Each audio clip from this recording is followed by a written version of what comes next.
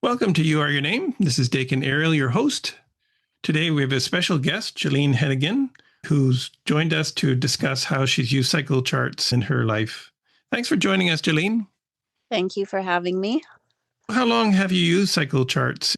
I started being more aware of the cycles when I was in my mid-20s. So that would be about almost 50 years I've used cycles. Can you give us a few examples of how you've used it? Whenever I had to go and look for a new job, I would choose good cycles to go to the placement agency and good cycles to schedule appointments. If they gave me possible employers, I would choose good cycle days to go for interviews. If they called me when I was not in a good cycle with an opportunity, I would disregard it. And that was my method of using the cycles. I never did follow up on opportunities that came up in what they call an adverse cycle day, which would be wherever the 4 is, you will see it in your cycle chart. That's an interesting aspect to cycles. The idea of when not to do something when it comes to an adverse day is just as important. You save so much wasted effort. Yes, and my husband and I have both been very conscientious about that. So whenever an opportunity comes up in a 4-day, 4-month, 4-cycle year, it might look good, but we don't follow up on it. It saves you wasting a lot of time in your life and a lot of grief. One way to look at that is that even though the idea might be good for somebody, it's not good for you because it came to you in an adverse time. So that way you're filtering out things that are going to, as you say, waste time. That's right. So your own personal cycle determines what you should follow up on and what you shouldn't. It might be a good opportunity for someone else at a different time, but for you, if it's come up in a cycle where you are advised against it, listen to it. Listen to that advice and don't waste time. How did you prove the cycles to yourself? Well, when I first started working, I was very young. I graduated high school when I was 17, and because my mom was raising me on my own, I was wanting to get out and make some money. So I was in a 4-cycle year. So I did not have happy experiences for a long time. I think I even probably started in July, which is the 4/8 month of the 4-cycle year. It is still an adverse month. Well, adverse, it has a purpose, the 4-cycle, but it's not a time to start things. And it really showed in the different things that came up for several years because I started my working career in a 4-cycle year. Sometimes you have to get a job in a 4-year, maybe you lose a job, but the approach would be to think of it as a short-term thing, where in the 5-year you reseed. That's right. So what I should have done is take a gap year that year, or I should have taken some time off or had some more college, which I did later. Anyway, it was a rush to work and it just didn't work out. It was a long time before I was able to establish balance in my working career. I assume you started a new job in a better cycle. Eventually. Another example, I remember buying this beautiful camel hair coat in a 4-cycle day. It was beautiful. I loved it and I bought it. And it lasted about a month. I went out for lunch with someone and inadvertently left it in a cloakroom. And I went back the next day and it was gone. So it was a vivid example of even smallish things. Don't buy them unless you absolutely have to. If you have to get a car for your work or you have to get a job, well, then you know that it's just a temporary measure. One of the examples we have on the FAQ is that if you're on the highway in a 4-day and you've got a flat tire, you're not going to wait till your 5-cycle to change it. You do what you need to do, but then think in terms of the 9-year pattern. Now, you had an interesting experience with sailing down the west coast of North America to Mexico and then over to Hawaii. How did you use your cycles in that? So we went offshore in our catamaran sailboat for 2 years. And so we had lots of sailing experience before that, of course. You wouldn't do it without it.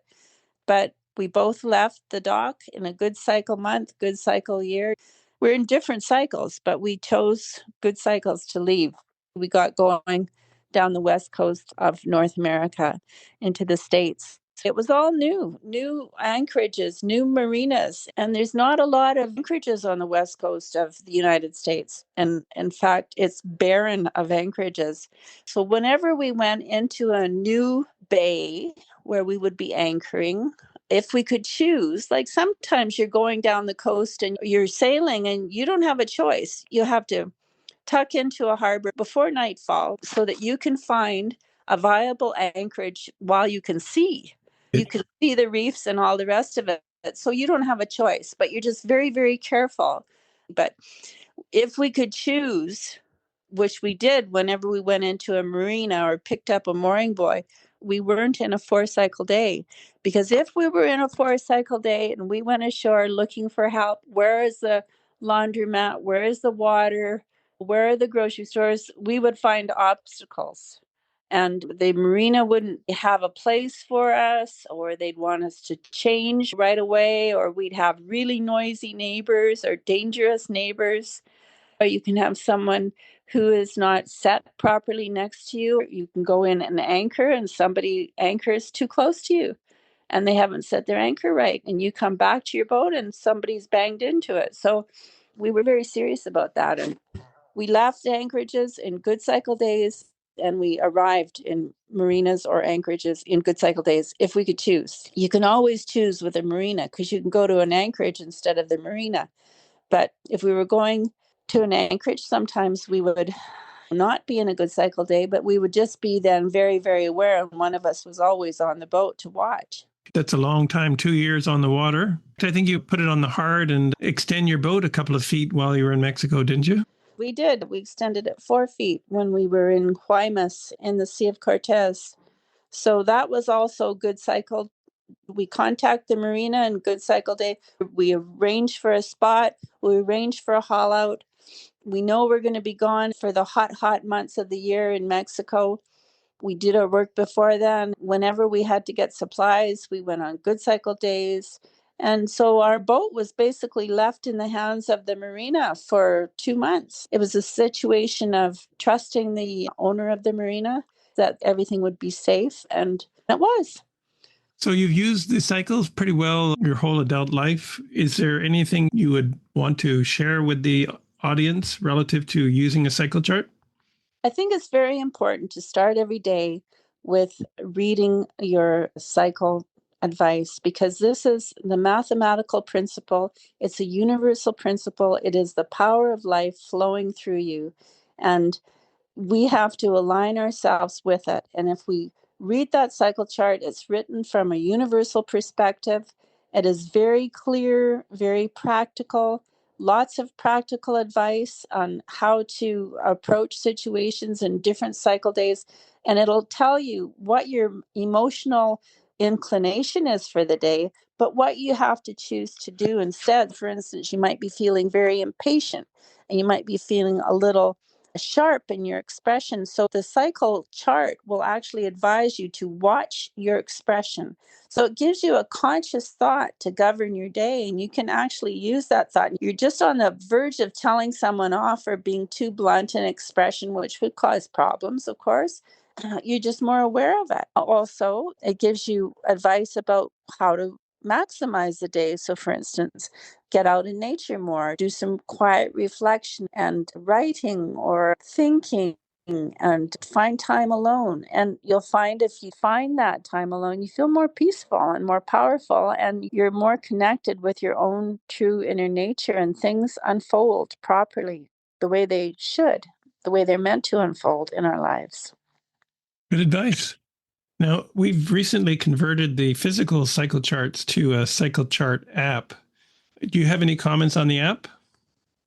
You have to get used to how to use it. So read the tutorial first, check and make sure you're on the correct date when you read it, because sometimes it might be on the wrong date. So make sure you're on the right date. I find it very valuable information. I tap on the month, do a quick review of the month again, and then tap on the day. And when I'm out, I have my phone with me so I can have a little read of it again and remind myself, well, yeah, I got to do this today, and watch out for that. And there's a section at the bottom of the day where it says more. and you can read a little bit more of that day, and it gives you more information of what you can accomplish that day and what the day is meant for. So, like earlier, I said an adverse cycle. That doesn't mean to say it's a bad cycle. It has a purpose to look after details, be content looking after details, finishing the things you start, approaching things in a methodical, systematic way. But don't start new things. Don't buy that coat. Don't enter an anchorage. Don't enter into a contract with someone, whether it's marriage or buying something, that's a contract, or a business contract. Don't even think about it. And don't fool yourself to think, well, it comes up in a 4-day, and so you wait until the next day to do it. It's not going to work. That plant has been planted. As soon as it's in your mind, it's planted. So you don't want that particular seed to grow. It's not going to be a good seed. Right. It's almost like you're trying to cheat the cycles by saying, well, I'm going to do this in a good cycle day, even though it came in an adverse time. So it doesn't work out. So the advice is to having an understanding of the overall 9-year pattern.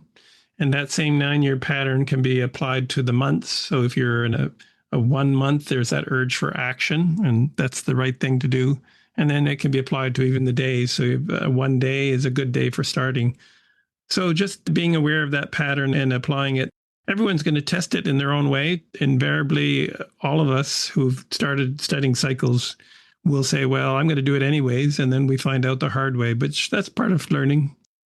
There's a lot more depth in the cycles than we realize. Sit quietly, read that cycle information, and try to connect with it and let it resonate with you and think about it. Don't just read it quickly.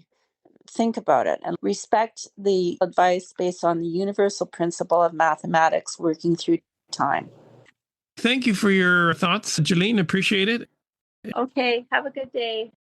Remember, you can test the Cyclic Law for free without any obligation. All you have to do is download the Cycle Chart app from either the Android store or the Apple store. Just search for the term Cycle Chart, CYCLE, and the word chart. There'll be a link to it in the show notes as well. Once you install the app, you can set up the free account. The key information that you give it is your month and date of birth, and it will populate the app with your personal cycle.